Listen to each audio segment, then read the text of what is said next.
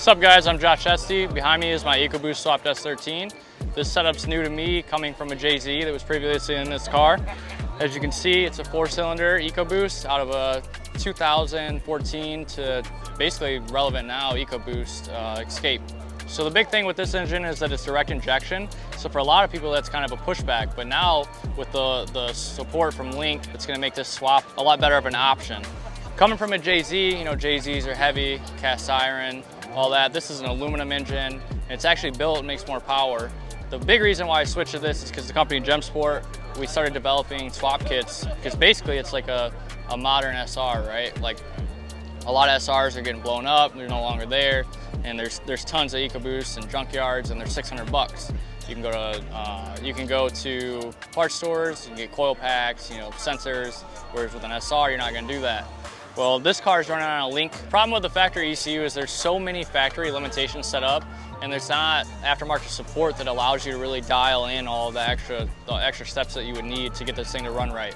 With Link, you know, they've really focused on the key points, and you have a bunch of tunability on those key points, whereas with the factory stuff, there's a bunch of, let's say, maps buried under maps buried under maps. So we had issues with our original car. We have a BMW with a stock 2-liter in it.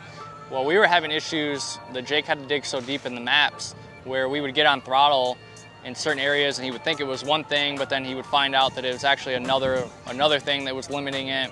And we were just constantly finding limits and limits and limits. With Link, everything that you need to monitor and adjust, it's right in your face. But with Ford, it's not really developed for a tuner per se. It's developed for an engineer that, you know, they're looking to have this engine never have issues for 200,000 miles, whereas, you know, these are race engines. So with this engine's fully built. So it's got a keyed crank, rods, pistons, cams, valve springs. This engine's good for 650 horsepower, which versus stock, this engine can only really handle about 300 horsepower.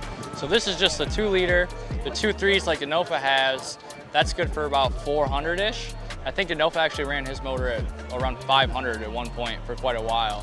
So the 2.3 is a really good option, but for me, in my opinion, I'm looking for replacement costs. So 2.3 is roughly $2,500 to $3,500, depending on where you get it, whereas this is a $600 motor. Obviously it's built, right? So I probably have $4 grand into it in total with the help of Speed Performance. And it's good for 650, like I said. So for me, I want a reliable 450 horsepower, which is, right now, this is probably about 450. We haven't dynoed it, but we did dyno it on 16 pounds, and it made 360 wheel, which is pretty nuts for a 2-liter, you know, small engine. But yeah, now we're at 23 PSI, and it's probably making about 430, I'd imagine. The power band is good on these engines because they're, from what I understand, because it's a head-of-full design, it's a smaller port, so that creates an opportunity for more torque. So, but with my cams, it really moves that power band up. So my power band is roughly, you know, this thing will make probably 400 foot-pounds of torque at 3,200 RPM, or versus like the JZ, I mean, it made 450, but it was at, you know, a little later at 38, but it would fall off because of not having cams. But this engine with the cams, my power band is like 3,200 all the way to 75, which is a really big deal in comparison to, you know, a lot of other engines. So there's benefits like that, you know, with the head-of-fold, you still can maintain that torque, but with the cams, you can extend that power band and get that upper high, you know, your horsepower number.